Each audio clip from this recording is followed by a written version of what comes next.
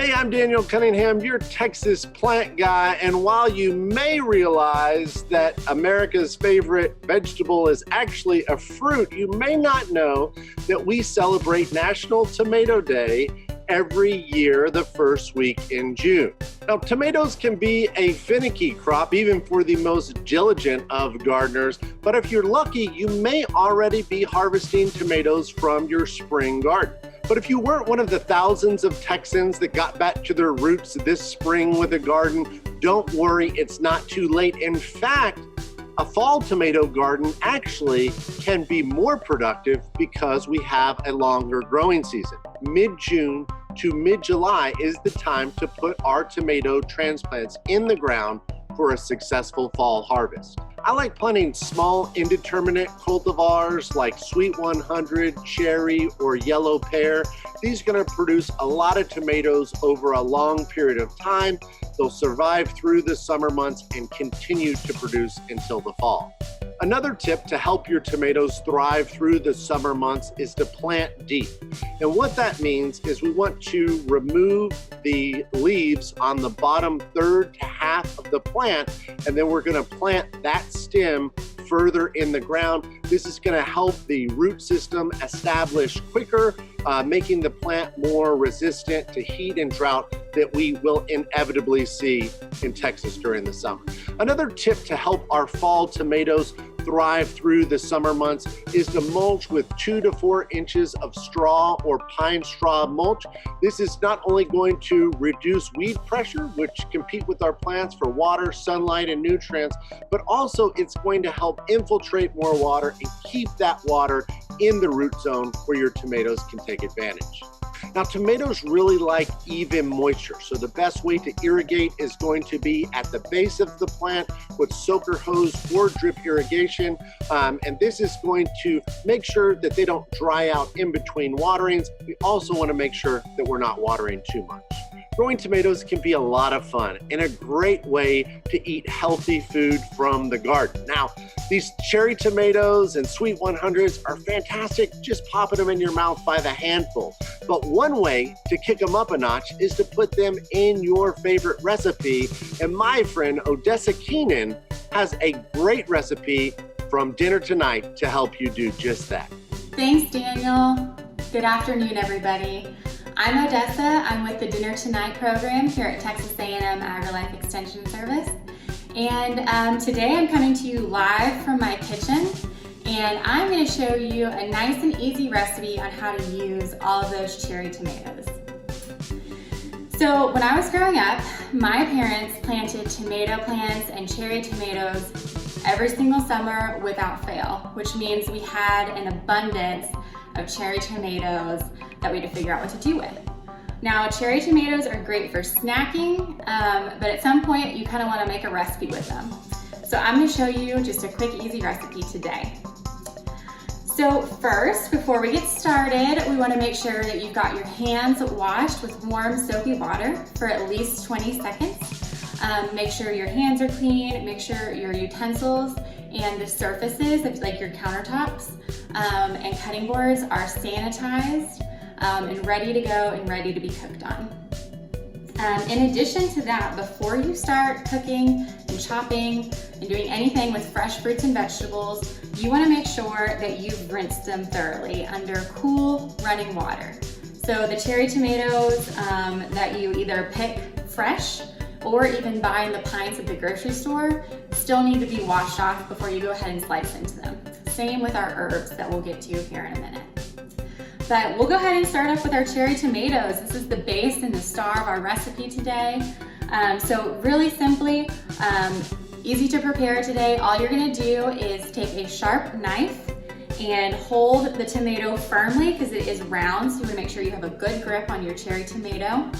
And then you're going to slice horizontally. So we get these beautiful 2 halves of the cherry tomato, and then go ahead and throw them in your bowl. But I did say a sharp knife, and there's a very good reason for that. Dull knives in the kitchen are actually more dangerous than sharp knives. And the reason for that is because dull knives are unpredictable. And because of all of the acid in tomatoes, they dull our knives very quickly. So you want to make sure you start out with a sharp knife, resharpen it when you're cutting tomatoes if needed, and be safe with those tomatoes while you're cutting them. In addition to that, cherry tomatoes are such a great foundation for a side dish. And the reason for that being is they are packed with a very powerful antioxidant called lycopene. So you're gonna get a good amount of serving in your cherry tomato side dish. Along with lycopene, you've also got great things like vitamin C, folate, and potassium in your cherry tomatoes.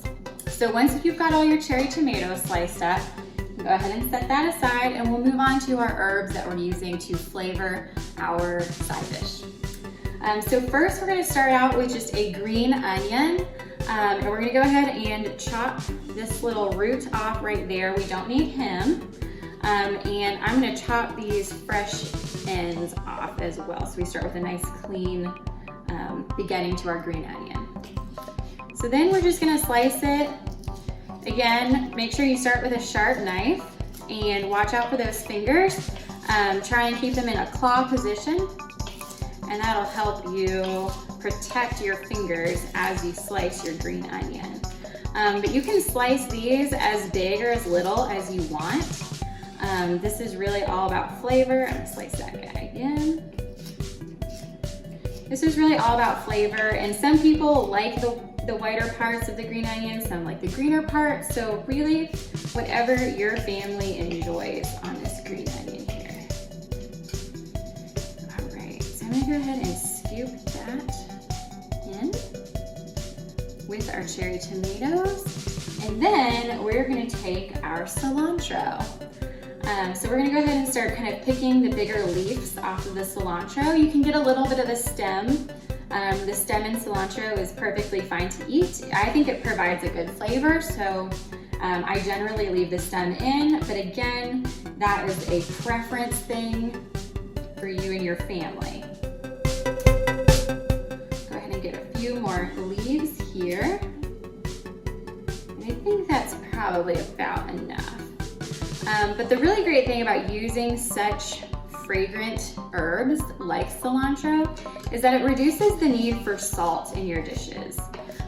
So anytime you can reduce the amount of sodium that you add into your recipes is a good thing. So go ahead and get it kind of sliced up how you want it, how you prefer it, how your family prefers it. And we will go ahead and sprinkle that in as well. All that goodness in there. And then we're gonna top it off with olive oil. So this is a nice healthy fat that's gonna bring some depth and some beautiful flavor to this dish. So we're gonna pour that on there. And then all we're gonna do is go ahead and mix it up, and there you have it. You have got your tomato cilantro salad. Again, this is so easy. It's a wonderful recipe to throw together if you have a lot of extra cherry tomatoes, especially while they're on sale at the grocery stores near you. But the other reason I really love this dish is you can either make this amount that the recipe calls for and use it just as a simple side dish to accompany your dinner. But if you have something like a cookout or a potluck to go to this summer, or a family gathering, you can easily double or even triple this recipe to bring it to a gathering like that. And all you need to do is cut it up, chill it in the fridge for a couple hours, and take it where you need to go. Well, guys, I hope you enjoyed our session today. Thank you so much to Daniel and Water University for giving us all that great information about cherry tomatoes. Other than that, stay tuned for more lives from us, and follow us on Dinner Tonight on Facebook, Instagram, Pinterest, and YouTube. We'll see you soon. Bye.